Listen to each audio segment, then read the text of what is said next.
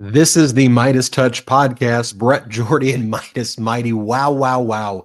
Where do we start? The G7 is off to a disastrous start as Donald Trump began by saying that he would have liked Putin to be there. He would want the G7 to be the G8.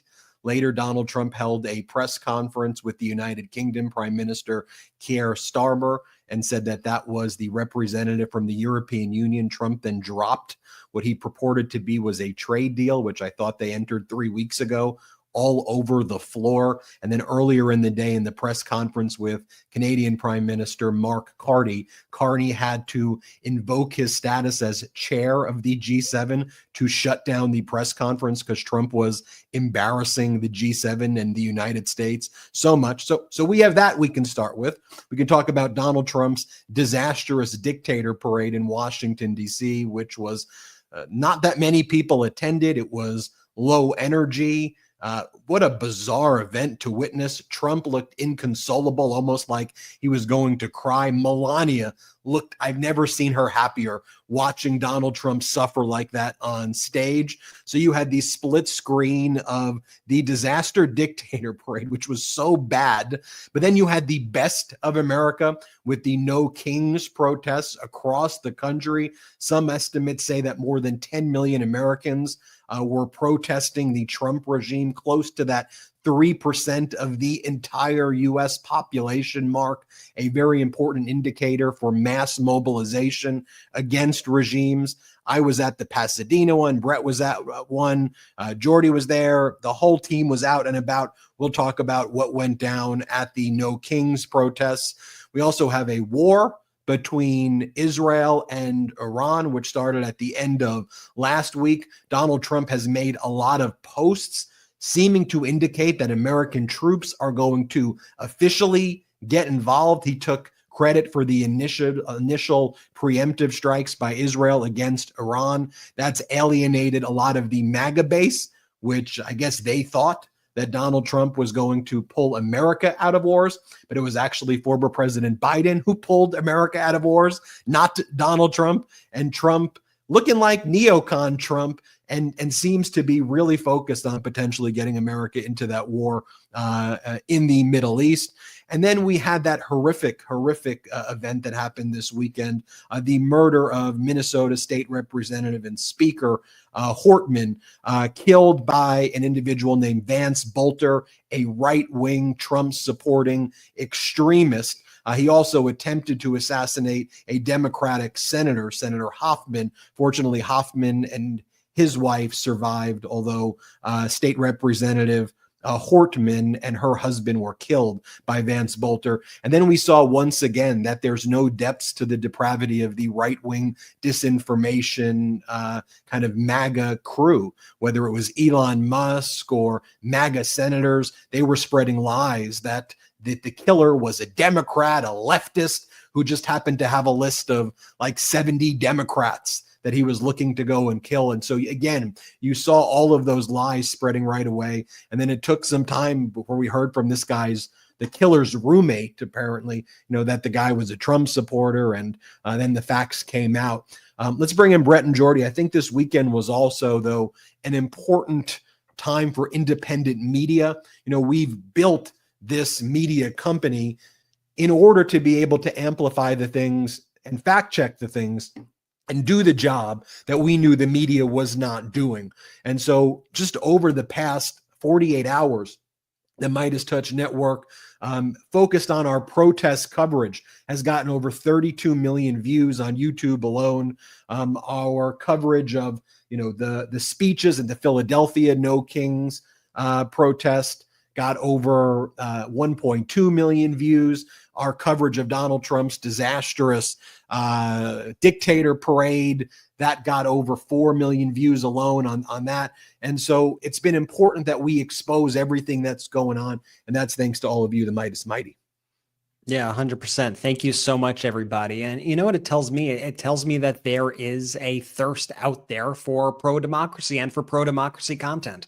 And it's always kind of been our thesis in building this network that the things that the corporate media likes to focus on are often the wrong things. And the messaging that they try to push forward, the narratives that they try to conjure up are often not the things that people want to hear about, and they do not reflect the reality of what is actually happening on the ground. So to be able to bring you the No Kings protest with our exclusive streams this weekend, to make sure that we were covering that heavily, and to be doing all of our other coverage, and to be getting like record viewership, 33 million views every 48 hours. I think that speaks to, the energy that's out there in this pro-democracy community. Like Ben said, we were out there at those No Kings rallies this weekend. I was at the one by me, and the energy was just absolutely incredible. Like, honestly, it felt like almost like a block party of people celebrating democracy. Yes, of course, protesting Trump, protesting ICE, calling for the release of, people who were unlawfully detained by ICE and all of that, but also like a big party, a lot of solidarity with that group, people pushing out, giving out pizza to each other, making sure that everybody is fed, people handing out waters, making sure that nobody was thirsty. It was hot by me. But everybody was out there, just out there to support democracy. Some great signs, great energy, just showing people that we will not have a king in this country, that we will not bow down to tyrants in this country. So thank you to everybody who participated. And if you didn't participate, don't worry. Thank you to everybody for sharing the content about this and getting the word out. That is, just as important. So a lot to talk about this episode. I know I have a lot of thoughts on everything else that's been going on in the world. Not all of it great, of course. And so I'll toss it over to Jordy and we'll get into it. Jordy, what's the latest? I'm excited to get going, brothers. I echo your sentiment. Shout out to everybody on the ground this weekend. Way to go. I mean, look, the juxtaposition between the No Kings marches versus Donald Trump's military style parade could not be more clear. And Ben, I love that you're talking about the numbers, but what you hit on is so key. It goes beyond the numbers of the viewership of what we're doing here at the network. There is a true thirst, a true hunger for pro-democracy news. And for us to simply just be the vehicle in order to get that out to the folks, I mean, that is so meaningful to me personally. We always view this as an egoless movement. What's so cool is you guys, the listeners and the viewers, taking what you see here, taking the receipts, bringing it to your families, bringing it to the streets. Right? There are no kings in the United States of America. This isn't Russia. This isn't China. This isn't how we act here in America. So shout out to y'all, man. Hidden in the ground, all the organizers, by the way, Jordy, all the protesters.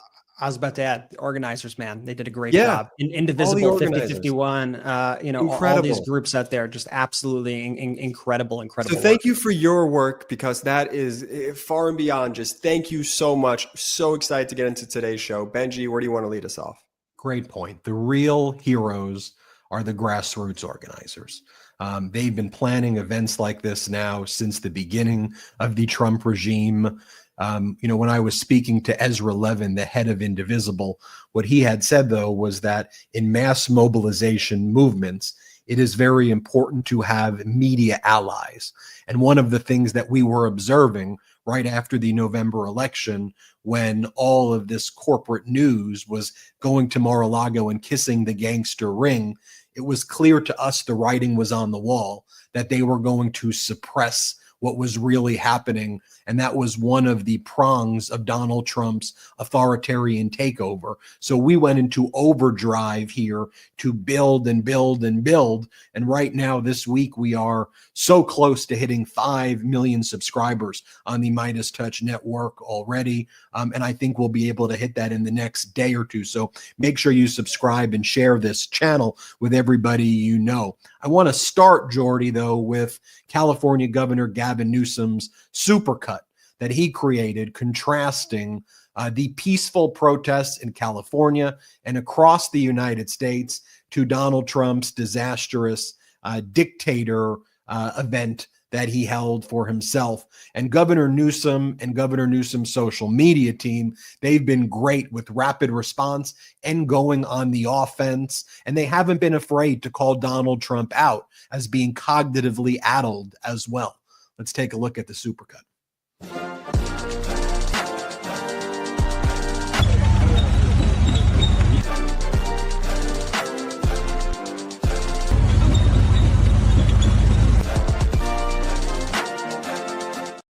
And for those listening on audio, what was going on in the video is you saw the massive crowds for the No Kings protests at the various cities, tens of thousands, hundreds of thousands at certain cities. Then you saw the low energy, almost no attendance at Donald Trump's dictator parade, while Donald Trump looked like he was about to cry. He looked inconsolable. Melania looked thrilled to see Donald Trump suffering.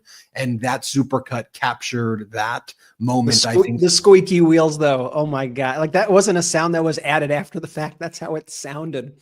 I mean, I'm thinking back to last week, we were speaking about it. I don't want to diminish, the seriousness of Donald Trump trying to even throw himself a dictator parade and trying to elevate himself into that role and to try to show that sort of force. But the fact that it looks so stupid, thinking back on it, it's just like, it was like the Timu parade, a Timu of parades. The whole thing was just so embarrassing. And quite frankly, I think it was offensive to our military to even make them participate in that.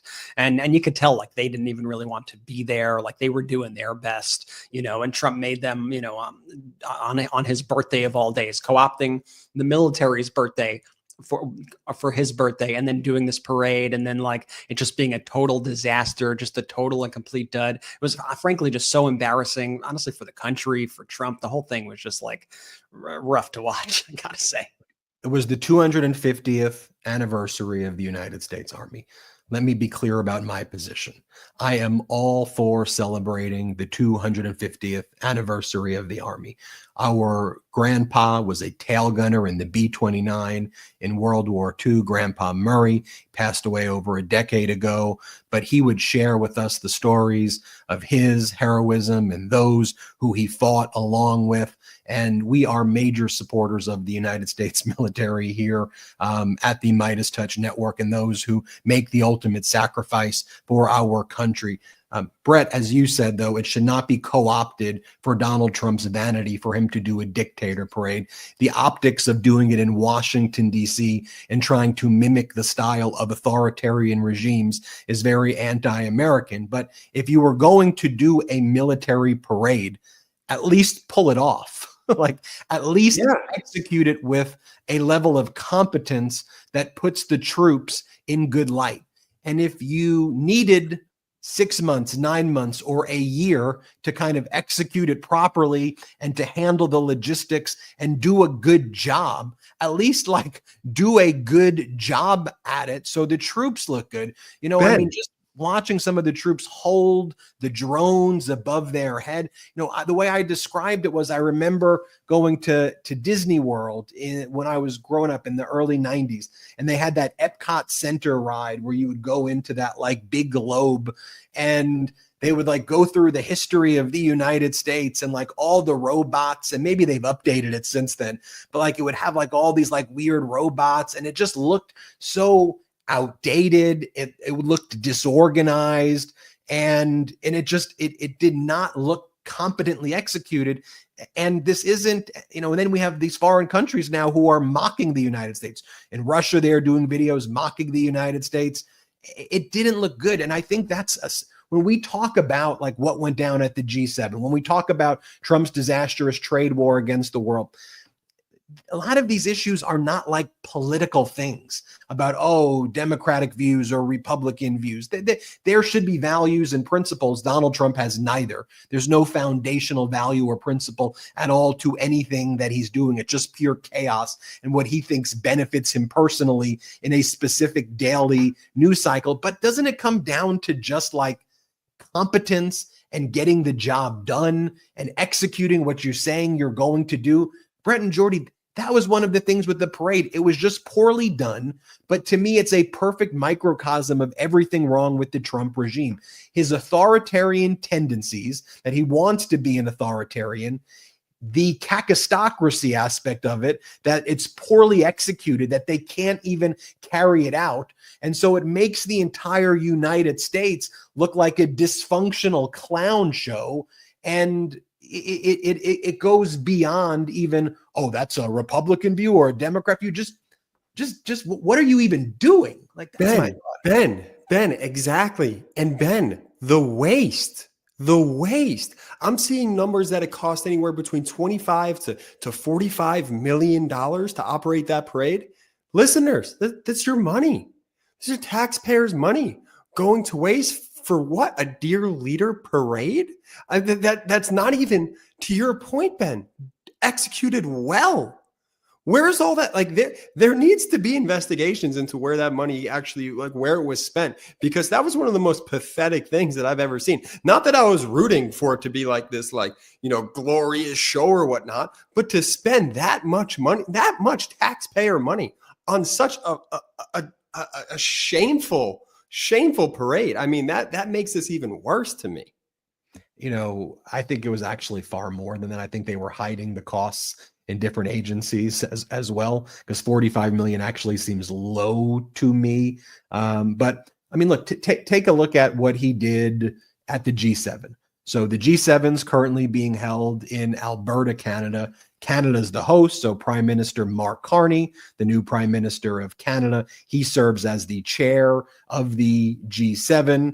We'll show you clips in a little bit of how it started in the day when Donald Trump and Carney held the press conference, and Trump kept on talking about Putin. He was acting as Putin's agent at the G7. It was really unnerving, to the point where Prime Minister Carney had to actually just stop the press conference because Trump was making such a fool of himself. And then by proxy, the entire G7 event. So Carney's like, we're shutting this down. But let me show you what happened in the afternoon. So Donald Trump is standing next to the Prime Minister of the United Kingdom, Keir Starmer. Donald Trump thinks that the United Kingdom is part of the European Union. So Donald Trump believes he just did a deal with the EU, even though you have Prime Minister Keir Starmer from the UK standing next to him. And so Donald Trump says, let's take a look at this trade deal that we did. You should also note that, 3 to 4 weeks ago, Donald Trump claimed that they had already did a trade deal with the United Kingdom. Remember, we told you they didn't do a deal. It was a memorandum of understanding, which specifically said this is not a binding trade deal. Let me also just let you know that trade deals in general, like the United States, Mexico, Canada agreement, they're complex. So an actual trade deal is more than 2 or 3 pages in length. An actual trade deal is at least hundreds of pages, usually thousands of pages if it's an actual deal. So it looks like Donald Trump is holding up the same memorandum of understanding that they did 3 or 4 weeks ago, the US and the UK. If there's even writing on some of these papers, it's unclear one way or another if there's even writing on some of these papers or not.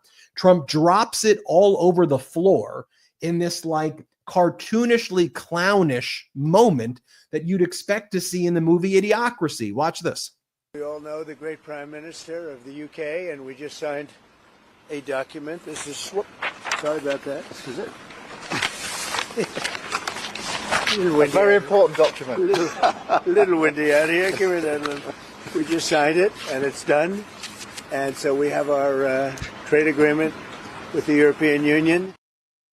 Did you hear that last part? We have a trade agreement with the European Union. Let's play the longer version of that portion where he says we have a trade deal with the European Union. Let's play it. We have our trade agreement with the European Union, and it's a fair deal for both. Going to produce a lot of jobs, a lot of income, and we have many other ones coming. But you see the level of enthusiasm is very good. But the relationship that we have is fantastic. So I just want to congratulate you. Well, Donald, thank you very much. This now implements on car tariffs and aerospace, our really important agreement. And so this is a very good day for both of our countries, a real sign of strength. So thank you again, Donald. A really important day for both of us. Great people. Great people. He doesn't even know the people he's dealing with. And the car These people know how to play him so well. They just say the exact things they know, that they can just do anything they want with this guy. It's incredible. This is besides the point, but did you see his hair also? I mean, I know I'm focusing on kind of the wrong things here, but he's got like this little rat tail on the left side that just kept dangling up and down his head. But that's beside the point. Sorry, Ben. No, by the way, I don't think you're focusing on the wrong things. I think we need to look at all of this. The guy can't hold papers. He can't hold. Could you imagine? And I'm going to be this guy till the show's over. Could you imagine if Biden was holding papers and he just dropped them? The coverage that it would get on Fox News? It'd be 2 weeks on Fox, for sure. It'd be 2 weeks on Fox, front page of the New York Post, day after day for an entire week. The guy can't hold papers. He can't keep his hair looking normal. I mean, when the Dems take back the House during the midterms, there needs to be investigations into who's actually running the White House, because Donald Trump is cognitively not all there. And I'm not giving him an out.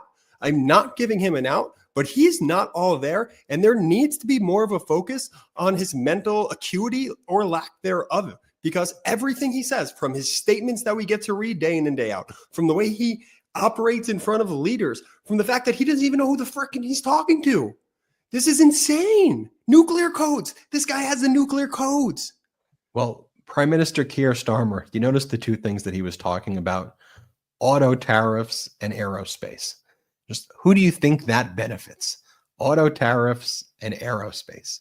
You realize that the memorandum of understanding that dealt with the auto tariffs gives preferential treatment to United Kingdom automakers over United States auto manufacturers, because there would be a higher tariff rate based on U.S. auto manufacturers having factories in Canada and Mexico than it now gives to the United Kingdom for Land Rover, for Jaguar, for Rolls-Royce. So it gives benefits to those UK car manufacturers over the United States, which is why Keir Starmer's kind of smile on his face is a wink and a nod that, all right, I know UK people, you hate this guy, but I just got some of the UK manufacturers a better deal than the American manufacturers are getting as well. So then going through this G7 as well. During that same press conference, Donald Trump starts attacking Tucker Carlson because Carlson has been critical of Donald Trump trying to embroil United States troops in the Israel-Iran war. Here's what Trump has to say about Tucker.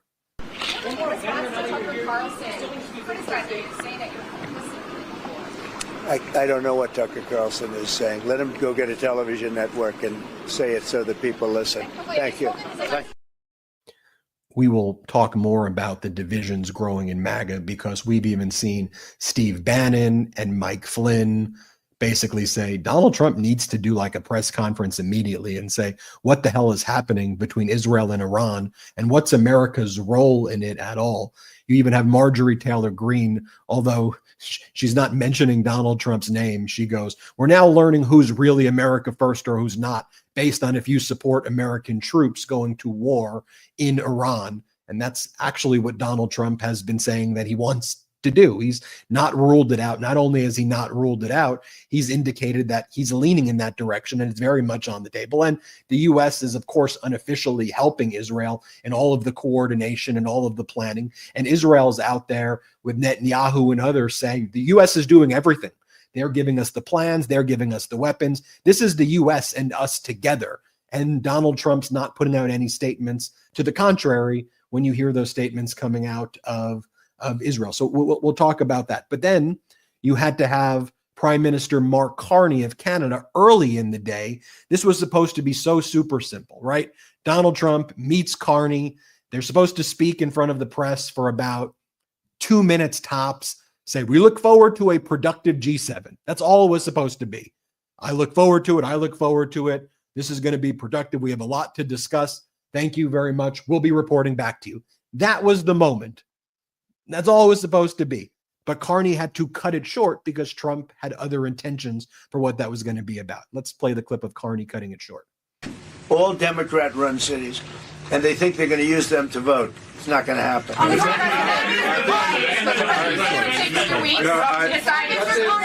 it.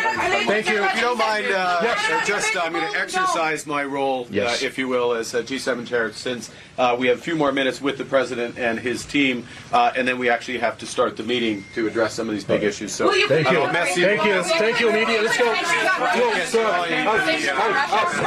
Thank you. And do you see, well, for the audio listeners, you can't see it. For our viewers on YouTube, you can see it. Trump is like just standing there. Like Trump would have stood there for the next hour and would have just kept on saying the most outrageous things that he was saying. Or for Trump, pretty normal things. Like he shows up there and Trump was on a mission that he was going to say he wishes Putin was there. And because Donald Trump's been talking about having all of these calls with Putin lately, including getting advice about what to do in Iran from Putin. Like, that Putin probably told Trump, when you're at the G7, let them know that I want to be there and that I should have been there and they shouldn't have disinvited me with Obama and Trudeau. So that's what Donald Trump says. Trump goes, the G7 used to be the G8. Here, play this clip. Together very well. I look forward to that. The G7 used to be the G8. Barack Obama and a person named Trudeau didn't want to have Russia in. And I would say that was a mistake, because I think you wouldn't have a war right now if you had Russia in. And you wouldn't have a war right now if Trump were president 4 years ago. But it didn't work out that way. But it used to be the G8, and now it's, I guess, 8 years ago, it switched over. They threw Russia out, which I claimed was a very big mistake, even though I wasn't in politics then.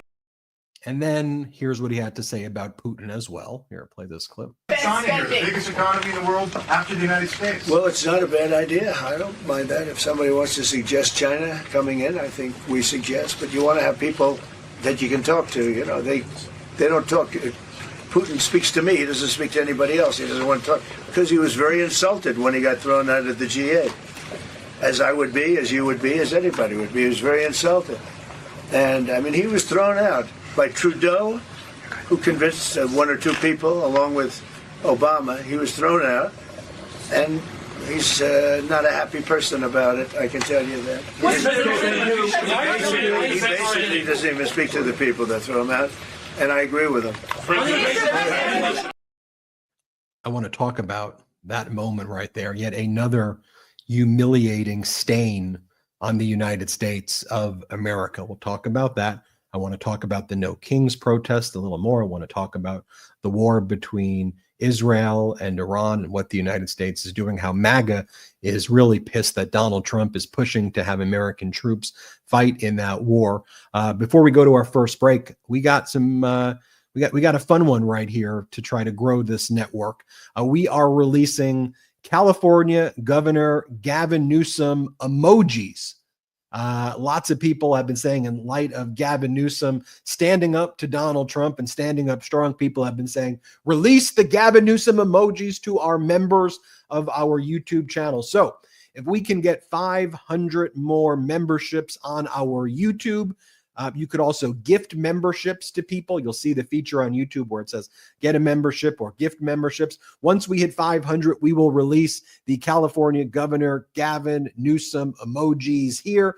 So let's unlock those. We also have been releasing some exclusive content for the YouTube members, and we're going to keep doing that as well. We don't have outside investors here at the MeidasTouch Network, and we've grown this network people-powered. So it's one of the fun ways that we've tried to grow this network. So if you can, become a member, unlock the Gavin emoji at 500 memberships. California Governor Newsom emoji will be unlocked. Let's take our first quick break of the show. We've got a lot to discuss when we return.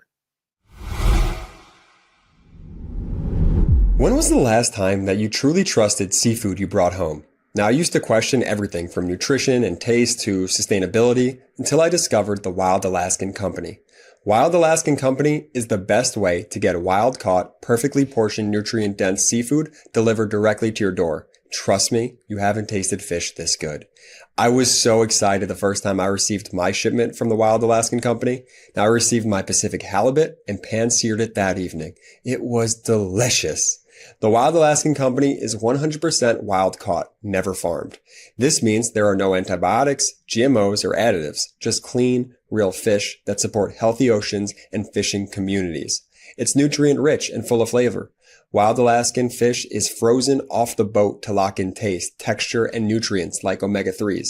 My favorite, it's also sustainably sourced. Wild caught from Alaska, every order supports sustainable harvesting practices, and your memberships delivers flexible shipments, expert tips, and truly feel-good seafood. Now, if you're not completely satisfied with your first box, Wild Alaskan Company will give you a full refund, no questions asked. No risk, just high-quality seafood. Not all fish are the same. Get seafood you can trust. Go to wildalaskan.com/Meidas for $35 off your first box of premium wild caught seafood. That's wildalaskan.com/Meidas for $35 off your first order.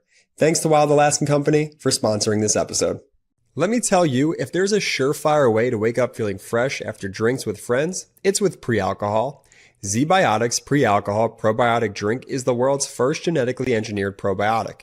It was invented by PhD scientists to tackle rough mornings after drinking. Now here's how it works. When you drink, alcohol gets converted into a toxic byproduct in the gut. Now it's a buildup of this byproduct, not dehydration, that's to blame for rough days after drinking. Pre-alcohol produces an enzyme to break this byproduct down. Just remember to make pre-alcohol your first drink of the night, drink responsibly, and you'll feel your best tomorrow. Now, every time I've had pre-alcohol before drinks, I notice a difference the next day. Now, even after a night out, I can confidently plan on just waking up and feeling my best the next day without worrying.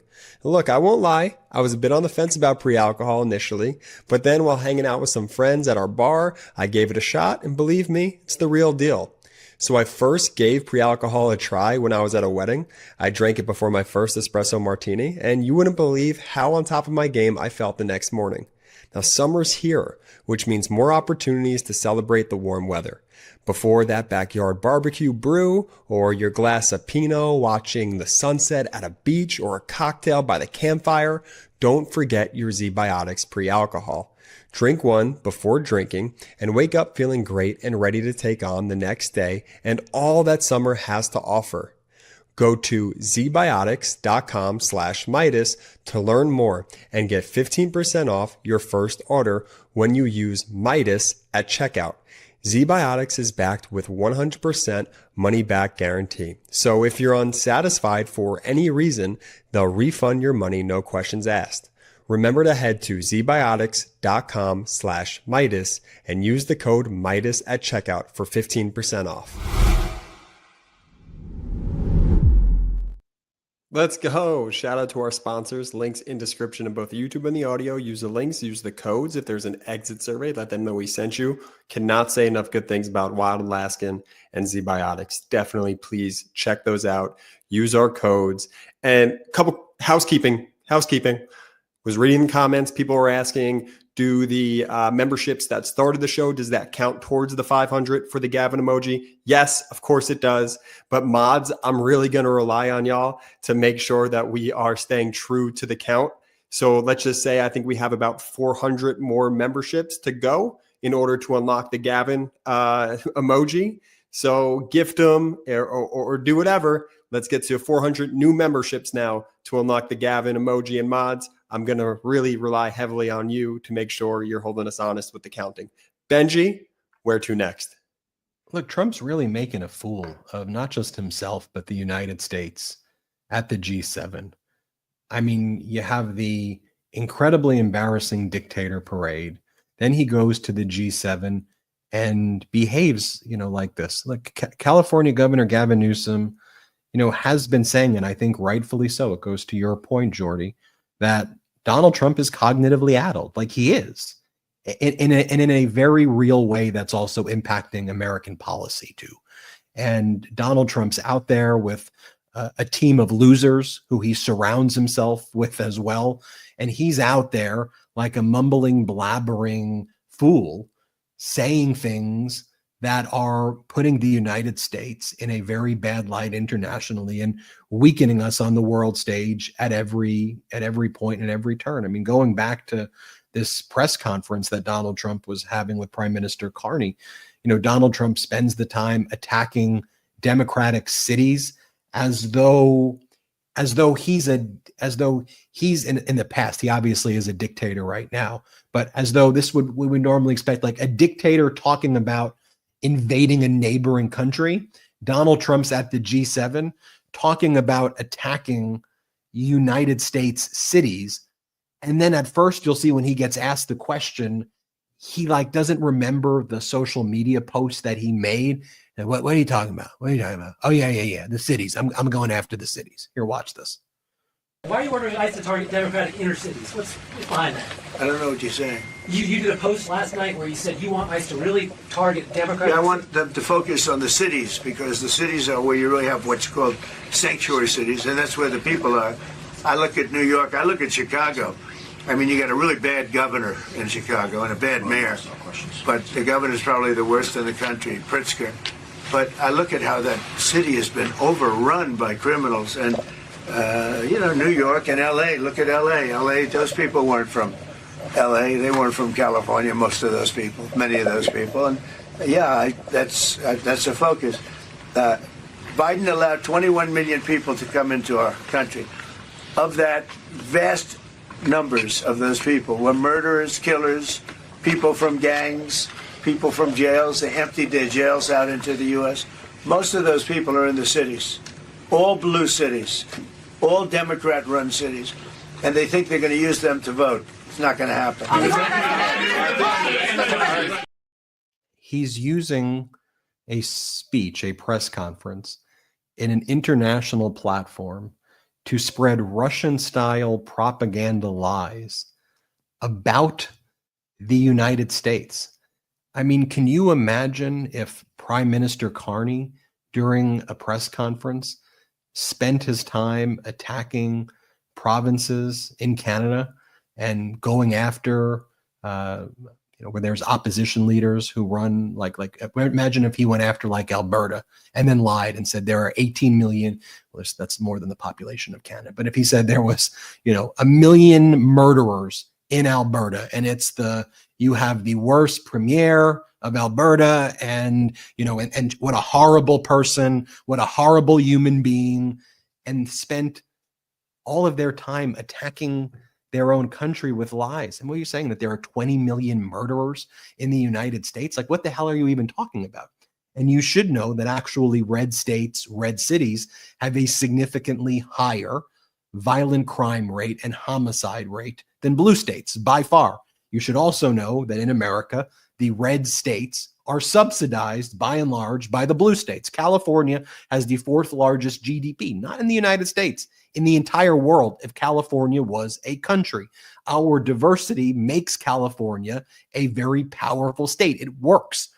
We subsidize in California the red states, which would be failed states if California and other blue states didn't fund them. The red states, by and large, have the worst health, have the worst mortality rates, have the worst quality of living, the worst education.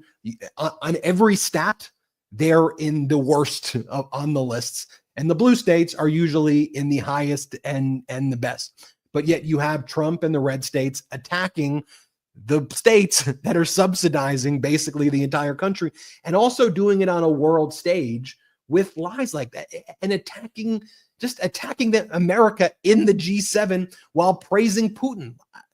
That shouldn't be this position. That's just wrong. Brett and Jordy and Midas Mighty.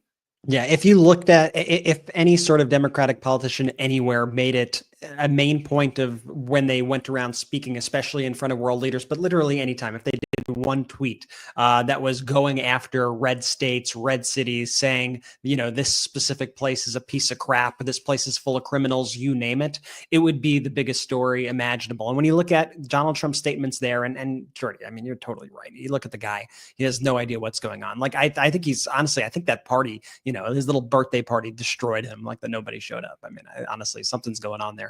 But you look at his post, and we don't have to read this whole post because it's like the manifesto of a killer, and we'll get to more stuff about it. Right? This looks like a manifesto right here, like a psychopath. I guess it is. But you look at it, and it basically declares war. It's a post of Trump declaring war on blue states and blue cities, and it's him calling it out like directly, like he's not even trying to hide it. Like, remember how in his first term, Donald Trump announced that he was doing a Muslim ban, and then he had to peel it back, and now he just calls it a travel ban that happens to include mostly Muslim countries, but he doesn't call it a Muslim ban anymore. Well, Trump didn't quite learn his lesson from the trouble he got into with that. Now he's just saying out loud, I'm targeting Democratic cities and Democratic power centers. I want to come for you, Democrats. I want to try to scare your people away from your cities. I want to try to, arrest people in your cities. I want to make your cities hell. That's what he is saying in this post. He literally says it. He goes, you turning everybody transgender. He says, you do transgender for everybody.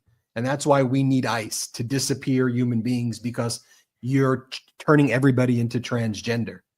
I mean, what the hell is he talking about? It's literally It's literally what it says here. And as somebody who, resides in Los Angeles and who grew up in New York, like I certainly take extra offense to all of these comments, especially somebody who's living in this incredible city, and was out. And I got to say, there was such an, I was like out, in the heart of the city this weekend, and there was such an anti-Trump energy out there. It was the night before the protests. As I passed by bars, you'd hear comedians on the mics, all the comedians trashing Trump, trashing ICE, posters all over the city. I saw these horrifying photos that people were putting up. And Ben, I think you talked about these in some of your videos.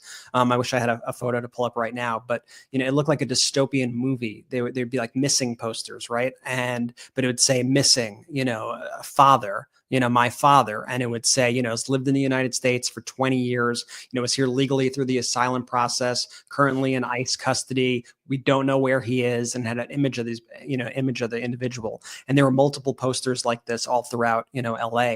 And when you see it, it almost looks like it's like a street team advertisement for like a dystopian movie or like a Nazi movie, but you look at it and you're like, this is real life. Like, and this is going on. And you walk through, our cities here, and you just see the damage that Trump is causing and the trauma that Trump is causing here. And it, honestly, just at a deeply personal level, it's all very upsetting to me. None of this stuff should be partisan. None of this should be political. And we'll get into the shooting in a little bit, because I have a whole lot to say on that, as well. But, there were certain things that there are things that have been going on for a long time in this country. But particularly this weekend, it felt escalated even more.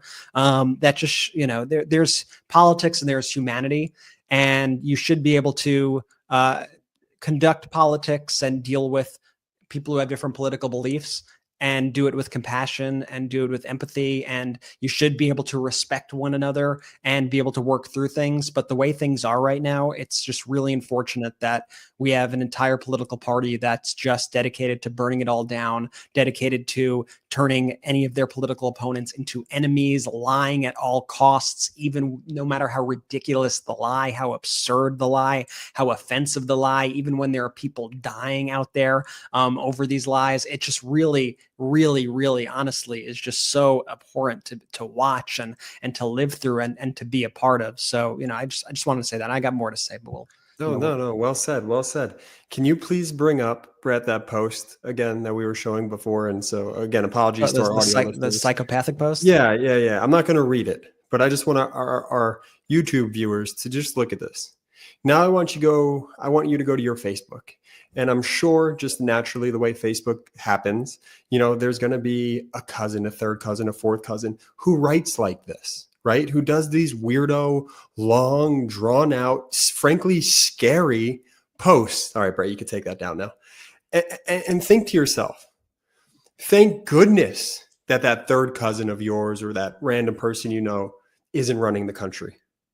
Well, in this case, that psychopath is. And he's disappearing people. He's disappearing pillars of the community. Why? Because he's a psychopath. That's why. Why? Because for some reason, the Supreme Court gave him the power to do whatever the heck he wants. And this is not just trauma right now, today. This is going to be generational trauma that's felt within this country for just the total lack of empathy that the Trump regime just dishes out day in and day out. It is really just horrifying from a human level to see this play out. And that's why too, that's why I do get hopeful when I see folks on the ground during the No Kings parade, marching peacefully, protesting, saying, this is not the America that I love. This is not the country that I love. And these will not happen to the good citizens and the good people of this country. We will not allow it. Yeah. One of the things in that post, on the page 2 of the post, because Trump goes on single space ranting and raving, he talks about the Pentagon, meaning our Defense Department and our military, that you have the full support to go into these, what he calls democratic power centers. He says to ICE, FBI, DEA, ATF, the patriots at the Pentagon and the State Department, get the job done, DJT, where then he talks about the democratic power centers turning everybody into transgender people. By the way, that's the exact same type of rhetoric that Vladimir Putin uses when he targets countries for invasion. That's the language that he uses. One of the things that was very important to every other country at the G7, other than the United States, was de-escalation of what was happening in the Middle East. Israel launched preemptive strikes against Iran, and then Benjamin Netanyahu said, we did this with the full support of the Trump regime. And this is what Netanyahu said, that all of Donald Trump's statements that he was trying to negotiate peace with Iran and do a nuclear deal, that was all part of the plot. That was part of the plan to trick Iran into believing that there wasn't going to be a preemptive strike and to lure Iran on into thinking there could be some sort of deal. Wait for Iran's generals to be in certain areas, decapitate them, then go after the nuclear facilities. Donald Trump didn't rebut any of that at all. The G7 countries, other than the United States, they wanted to sign a pledge to de-escalate.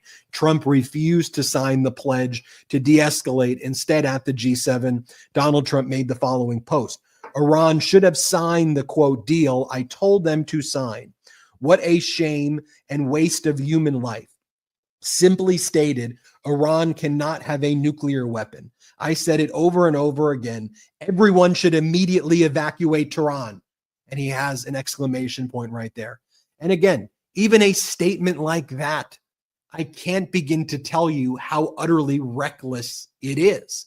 This is the type of thing where you should absolutely, before posting a statement like that, you give the address to the nation, you explain the goals, the policies, because you're about to commit American troops. It could possibly lead to another American draft. You could be having tens of thousands or potentially hundreds of thousands of Americans being sent to war because of this, and having clearly defined goals is important.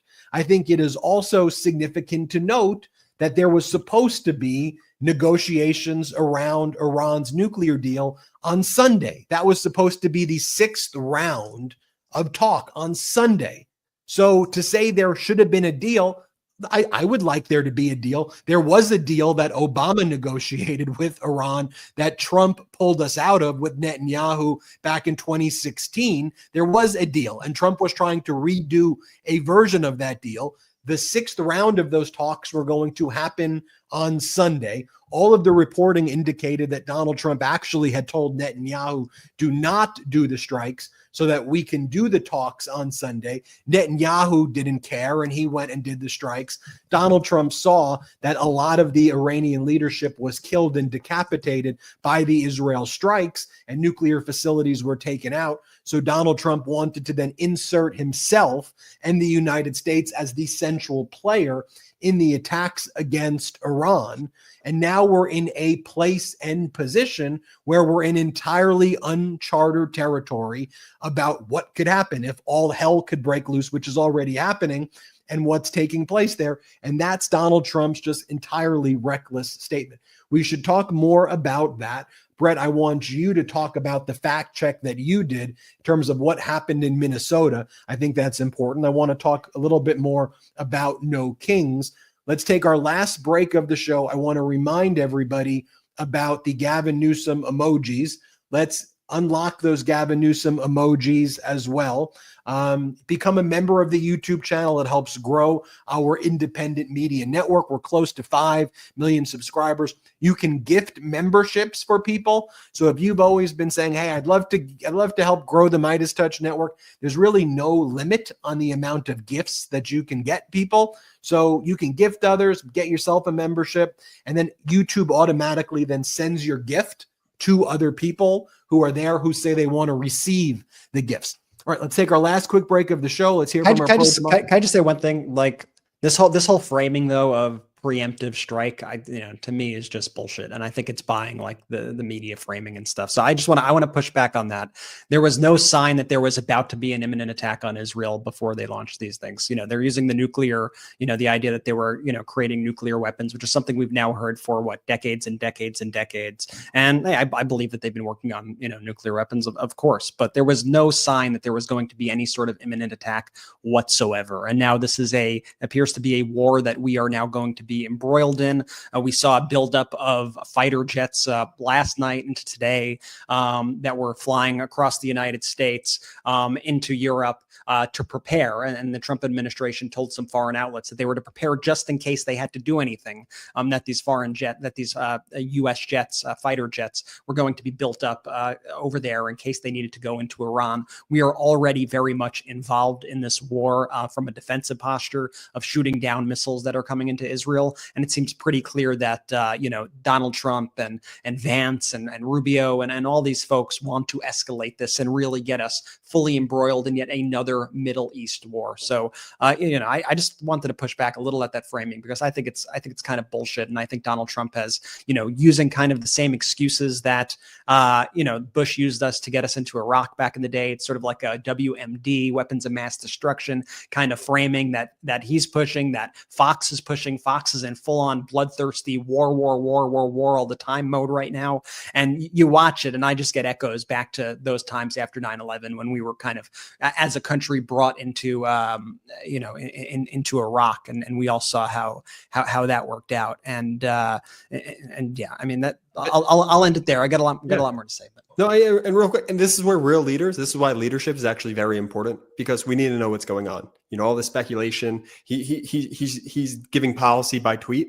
I mean, look, to one end, right, I understand that there has to be some secrecy behind all of this, but right now, the entire country is left in the dark of what's happening, other than the reports that we're seeing coming out on Twitter or XYZ social, media asset. Right? What do you want to say? The guy comments about every fucking little thing all the time, right? He's tweets about everything, every celebrity breakup, he tweets about Taylor Swift, he tweets about everything. And then the moment this all happens, he kind of goes silent for a few days. And where there can be American lives on the line. So yeah, I mean, there already are American lives on the line, for sure. Hey, we're going to hit our last quick break. Chat's telling me, by the way, that we're about 150 new members away from unlocking the Gavin emoji. So let's see if we can hit the 150 members. And again, you could gift them to folks. Let's see if we could hit that during the break. And then when we come back from break, assuming we hit it, the Gavin emoji will be unleashed. Let's take a quick break. The weather is heating up and your nighttime bedroom temperature has a huge impact on your sleep quality. If you wake up too hot or too cold, I highly recommend that you check out Miracle Made's bed sheets. Miracle Made sheets are inspired by NASA and use silver-infused fabrics that are temperature regulating, so you can sleep at the perfect temperature all night long. Now, using those silver-infused fabrics inspired by NASA, Miracle Made sheets are thermoregulating and designed to keep you at the perfect temperature all night long, no matter the weather, so you get better sleep every night. These sheets are infused with silver that prevent up to 99.7% of bacterial growth, leaving them to stay cleaner and fresh 3 times longer than other sheets. No more gross odors. Miracle Made sheets are luxuriously comfortable without the high price tag of other luxury brands and feel as nice, if not nicer, than sheets used by some 5-star hotels. Stop sleeping on bacteria. Bacteria can clog your pores, causing breakouts and acne. Sleep clean with Miracle. Upgrade your sleep as the weather heats up. Go to trymiracle.com/Meidas to try Miracle Made sheets today. And whether you're buying them for yourself or as a gift for a loved one, if you order today, you can save over 40%. And if you use our promo code Meidas at checkout, you'll get free 3-piece towel set and save an extra 20%. Miracle is so confident in their product, it's backed with a 30-day money-back guarantee. So if you aren't 100% satisfied, you'll get a full refund. Upgrade your sleep with Miracle Made. Go to trymiracle.com/Meidas and use the code Meidas to claim your free 3-piece towel set and save over 40% off. Again, that's trymiracle.com/Meidas to treat yourself. Thank you, Miracle Made, for sponsoring this episode. Ever walk into a store and have no idea what to get? Yeah, me too. Now I've stopped wasting time at the grocery store staring at a giant wall of wine, not knowing what to pick. That's why I love our next sponsor, Naked Wines. This podcast is sponsored by Naked Wines. It's 2025. Do you still shop for wine like it's 2005? Naked Wines is a service that directly connects you to the world's finest independent winemakers, so you can get award-winning wine delivered straight to your door. Use our code MIDAS for the code and password at nakedwines.com and get their incredible deal of 6 bottles for just $39.99. Now, I recently enjoyed Naked Wine's bottle of rosé from their most recent shipment. I just love cracking open a bottle of wine, putting away technology, and just being present in the moment with family and friends. Plain and simple, the wine from Naked Wines is amazing. My wife loves white wine, and I love red wine, so we split a box, and it's perfect. I've been rating the wine after I get it, and each shipment to me gets better and better. Naked Wines has been around for over 15 years and funds over 90 independent winemakers around the world. With no commitments or membership fees, you can enjoy Naked Wines hassle-free. Now is the time to join the Naked Wines community. Head to nakedwines.com/Midas. Click enter voucher and put in my code MIDAS for both code and password for 6 bottles of wine for just $39.99 with shipping included. That's $100 off your first 6 bottles at nakedwines.com/Midas and use the code and password MIDAS for 6 bottles of wine for $39.99. So you ever wake up and feel like your body just hit the snooze button on life? Yeah, same. Honestly, aging sneaks up on you in some wild ways. Whether it's a night out or a good workout, I just don't bounce back the way that I used to. One day you're full of energy, the next you're Googling how to stretch without pulling a muscle. I believe one of the best aging breakthroughs of the last decade is Qualia Senolytic, and here's why. It's designed to help your body naturally eliminate something called senescent cells, also known as zombie cells. These are the ones that just hang around after they've stopped doing their job, draining your energy and making you feel, well, old. Think joint discomfort, sluggish recovery, low energy, the whole deal. Qualia Senolytic is a groundbreaking supplement made with 9 plant-based nutrients, and you only take it 2 days a month. That's it. Since I started taking it, I felt more energized, quicker to recover from workouts, and honestly, just more like me again. Plus, Qualia's breakthrough formulation is vegan, non-GMO, and tested by leading scientists. Experience the science of feeling younger. Go to qualialife.com/Midas for up to 50% off your purchase and use code Midas for an additional 15%. That's QUALIA life.com/Midas, MEIDAS, for that extra 15% off. Your older self will thank you. And thanks to Qualia for sponsoring this episode. Let's go. Shout out to our sponsors. Links in description of both the YouTube and the audio. Use the links, use the codes, let them know we sent you. Major update. Chat's letting me know. We did it, y'all. We hit the 500 memberships. Bert, drop the Gavin emoji. And also, just to clear the air, because I know I've been getting some questions, yes, I am podcasting from a bathroom. This is the only place I'm getting my Wi-Fi right now today. Ben may be frozen as well right now, so Brett, you and I might need to just take over the show, but that's where we stand currently. Oh, no, Ben's back. Benji, where do you want to take us to next? I timed that. My Wi-Fi timed that perfectly, Jordy, just to scare you. I was a little bit worried. It's all good. You would have both done an incredible job with or without me. All right. Let me show you how Donald Trump's, I wouldn't even just say warmongering, just all out commitment to war in the Middle East and seeming commitment to sending United States forces into the Middle East, how that's playing out in MAGA world. You have to remember, I mean, Donald Trump's whole thing was lying that he was going to stop World War III. And one of their main points that they kept on lying about former President Biden about is saying that Biden's going to start World War III and Biden's going to do another war in the Middle East. When actually, former President Biden was the one who had the courage to withdraw American troops, for example, from Afghanistan and end that never-ending war after Donald Trump was the one who cut a deal releasing 5,000 Taliban prisoners during Trump's first term and then withdrawing Americans from most of the bases other than one, basically allowing the Taliban to surround the United States of America. Donald Trump claimed he was going to withdraw the American troops himself during his first term.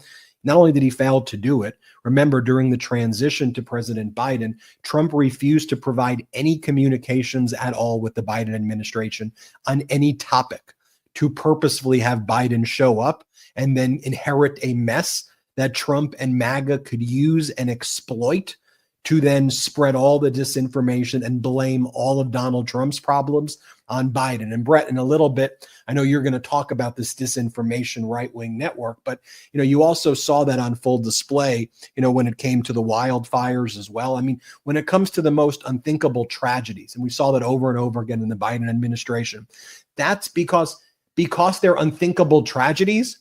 Most people who are dealing with them don't think, oh, where I've got to spend a lot of my time, and perhaps the majority of my time, is not dealing with the tragedy and the crisis. It's that I've got to swat away and fight off all of the disinformation. And there's no low to what the right-wing MAGA Trumpers will say. I mean, you think about Nancy Pelosi's husband, victim of attempted murder. What does MAGA say? He's gay. He's a homosexual who invited the murderer over because they were having gay sex. And then that's why they were trying to kill the guy, because it was an elaborate homosexual sex thing. And it's like, that's the conspiracy. The guy was almost killed, and you're making a lie that Nancy Pelosi's husband was having an affair with the killer. Like, it's unthinkable things that they make up in their mind. They talk about the wildfires. They act like Gavin tried to do it intentionally, and then they spread the lies that, oh, the real issue here was that Gavin turned away people raking the leaves, and that Gavin was the one who took away all the water from the dams.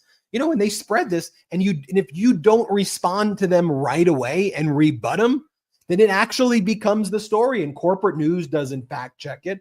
So now I think that people like Gavin and independent news, you have to kick into high gear right away. And Brett, I know you'll talk about the moment you had this Trump supporting, murdering right-wing extremist have a list of Democrats he's going to kill, including the second most prominent Democratic state representative in Minnesota. The Republican conspiracy was, no, this is a Democrat. This was a leftist murderer who's doing a far left Marxist agenda. And then you had MAGA Republican senators and Congress members out there spreading that lie. I want to pass that to you, but Brett, I do want to show this clip first about how the Trump's war footing in Iran is impacting MAGA right here. So here's Steve Bannon with Mike Flynn. You don't really get more Trump supporting than Bannon and Flynn.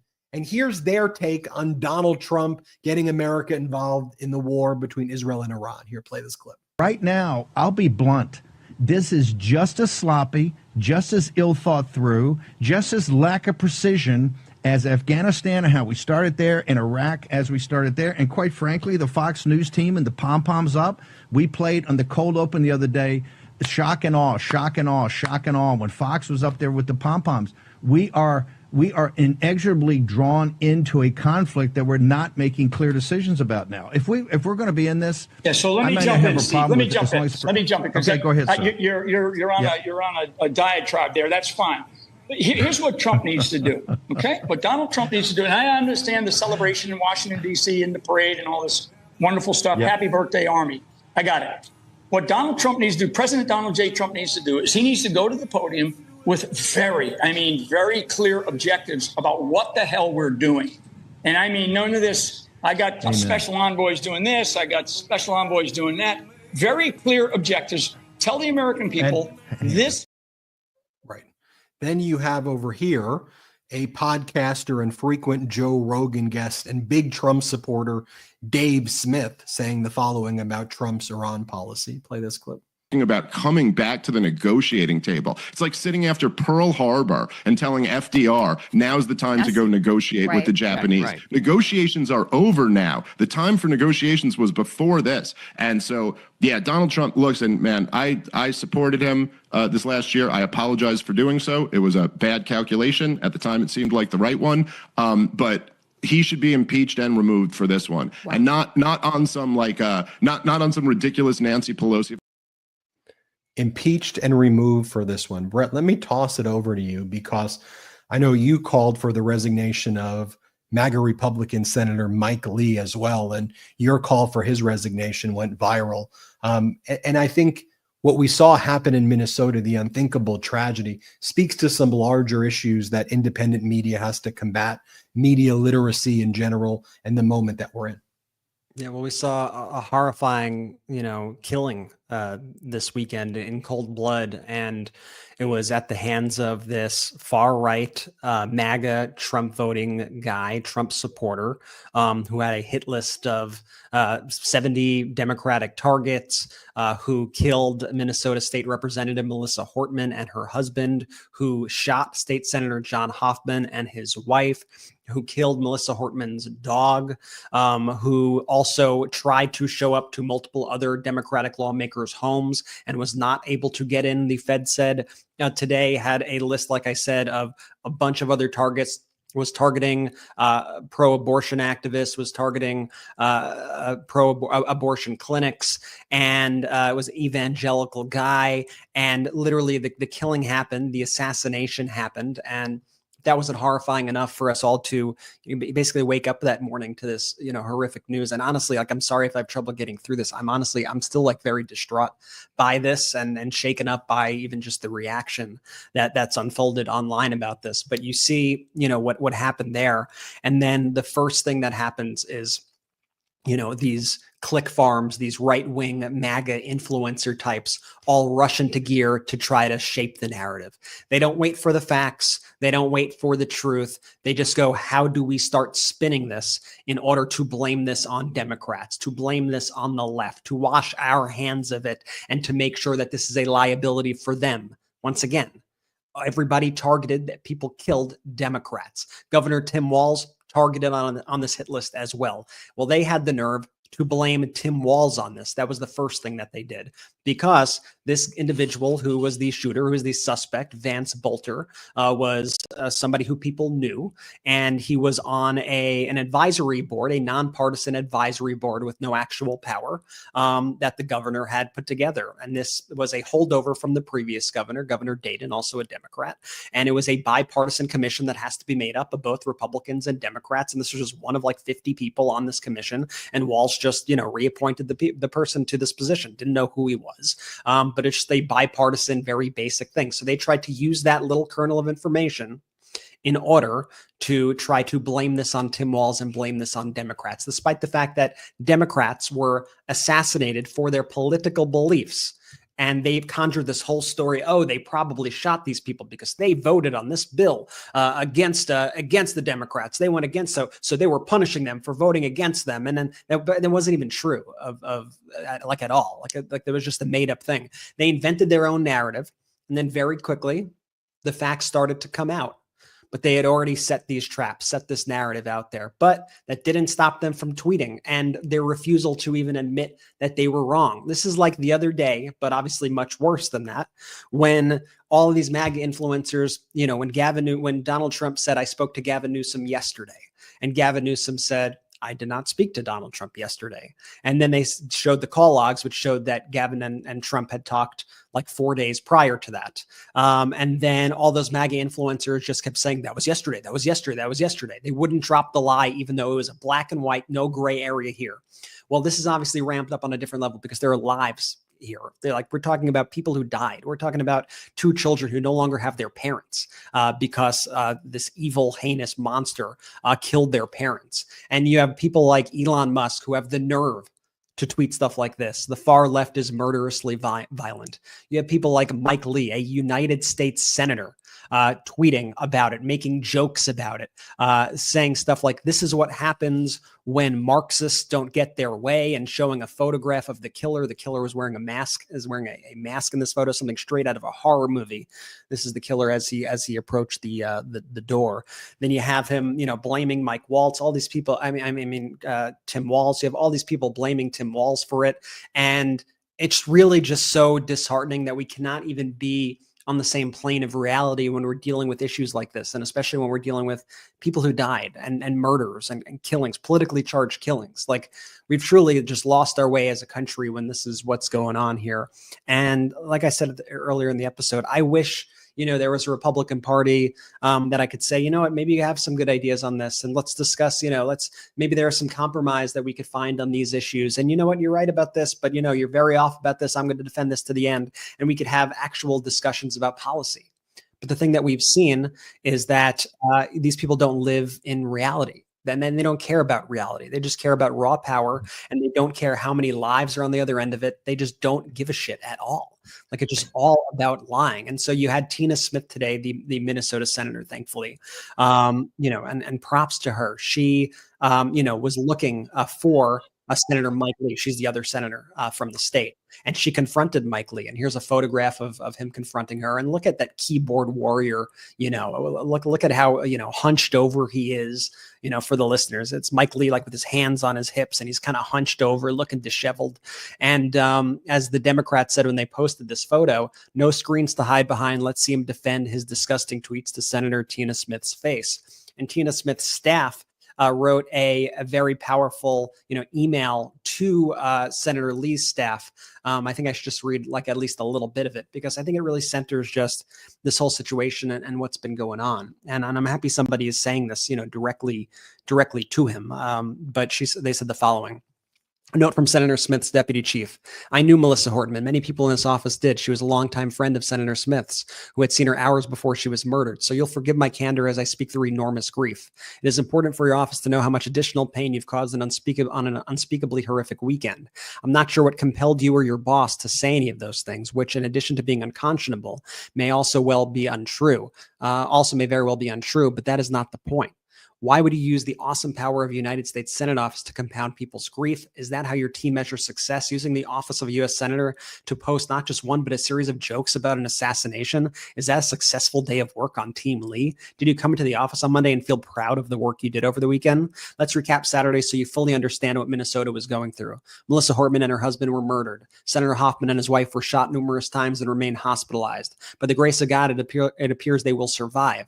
Senators are discovered to be on a hit list of an armed man on the run, Senator Lee's colleagues. And the decision of the office of Senator Mike Lee was not to publicly condemn the violence. It was to intimate that Melissa and Mark somehow deserve this by making jokes. Did you have any consideration for the survivors and her family, for the Hoffmans in the hospital, for their families? You exploited the murder of a lifetime public servant and her husband to post some sick burns about Democrats. Did you see this as an opportunity to get likes and retweets? Have you absolutely no conscience, no decency? I pray to God that none of you ever go through anything like this. I pray that Senator Lee and your office begin to see people you work with in this building as colleagues and human beings. And I pray that if, God forbid, you ever find yourself having to deal with anything similar, you find yourselves on the receiving end of the kind of grace and compassion that Senator Mike Lee could not muster. Lastly, I suggest you take a few minutes today to read about Melissa Hortman and her husband, Mark. They were remarkable people. Here's a story in the St. Paul Pioneer Press called Melissa Hortman, once a teenager with a job making burritos, she became a powerful Minnesota lawmaker who trained service dogs. She was a force and a human being, and I beg of you to exercise some restraint on social media as we continue to grieve. Ed Shelby, office of Senator Tina Smith. I found that powerful, and it just speaks to this moment that we're in. Like we've said on the show before, there is right versus wrong. There are black and white issues out there. Not everything is. Some things can be debated. There's a lot of things up for discussion. When it comes to things like this, there's no debate here. Okay. And to see people continuing to, I'm talking right now still, if you posted the facts about this, about who this individual was. And by the way, I don't even like going immediately to, oh, he's a MAGA guy, he's a right-wing guy. But unfortunately, we have to, because they're spreading these lies to try to smear people. They're trying to smear the victim. So we have to do that, unfortunately. It's just where we are as a country. But it's, Brett, I think with the No Kings protests, and I think we leave on this, people saw America again across the world, right? Donald Trump wanted it to be about his dictator parade for his birthday, and it wasn't. I mean, we mocked it, we laughed at it. Corporate news tried to rehabilitate him. Corporate news tried to post these stories, and they take these weird angles to make it look like it was largely attended when it was absolutely not. That's why we showed it from every angle, and each angle was actually worse than the next.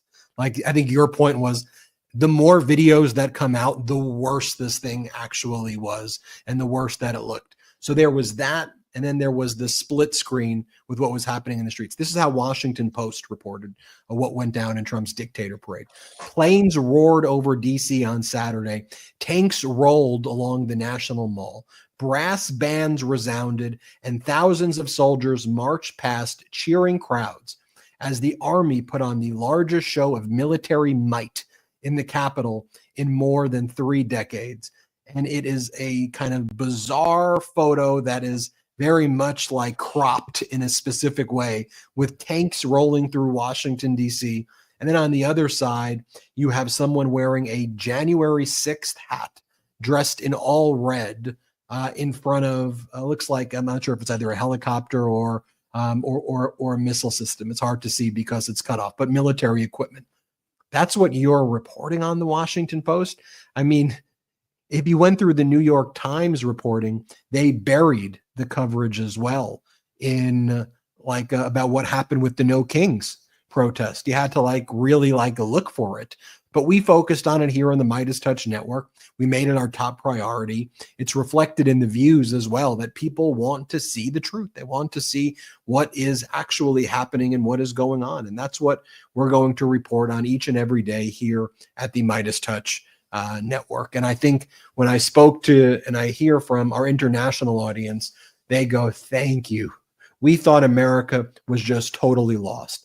But to see about 3% of the entire American population out on the streets protesting in big cities, small cities, big towns, small towns, red states, blue states, purple states, gave us hope, even though we're not going to be getting through this Trump regime, anytime soon in the next year to 2-3 years.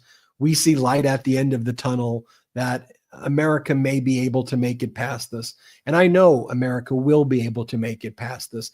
I know with the heroic grassroots organizations responsible for the No Kings protests, who are responsible for all the grassroots work out there, with all of the incredible legal groups and people who are on the ground and on the front lines helping, to all of you, the Meidas Mighty, who are out there putting in the work every single day, getting out the word, getting out the message, constantly keeping friends, family, neighbors, coworkers, everybody updated in what's happening. Y'all are the heroes, and it's an honor that we at the MeidasTouch Network get to play a small part in amplifying the work of you, the lawyers, all the legal groups out there, all the grassroots organizations, and everybody in America and across the world fighting for our democracy. So if you haven't already, become a member of our YouTube. Become a member of our YouTube right now.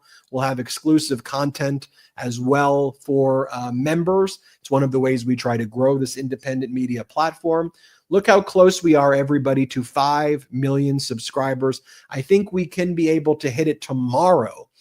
If we're on track to hit it tomorrow. So if one of the best ways you can help, if you can't become a member of YouTube, we'd love for you to be, and we'd love for you to gift memberships. If you can't become a member of MeidasPlus.com, we'd love for you to be a member. Just share this network with as many people as you know. When this ends, tell anybody you know. Go down your phone list and say, have you subscribed? Have you subscribed? Have you subscribed? They're about to hit 5 million. Hit subscribe. Let's see if we can get there even before tomorrow. We'll see about it. Thank you, everybody. Keep checking in every 90 minutes or so for new content uploaded on the MeidasTouch YouTube site. We appreciate you. We love you. We're so grateful for you. And we'll see you next time on the MeidasTouch Podcast. Brett, anything else? Just grateful for everybody. I know, it's a little emotional this episode, but just grateful for everybody, getting out there and putting in the hard work every day. Like I'm so thankful for you. You keep me going. I know you keep all of us going. So from the bottom of my heart, thank you, Jordy. Shout out to the Meidas Mighty.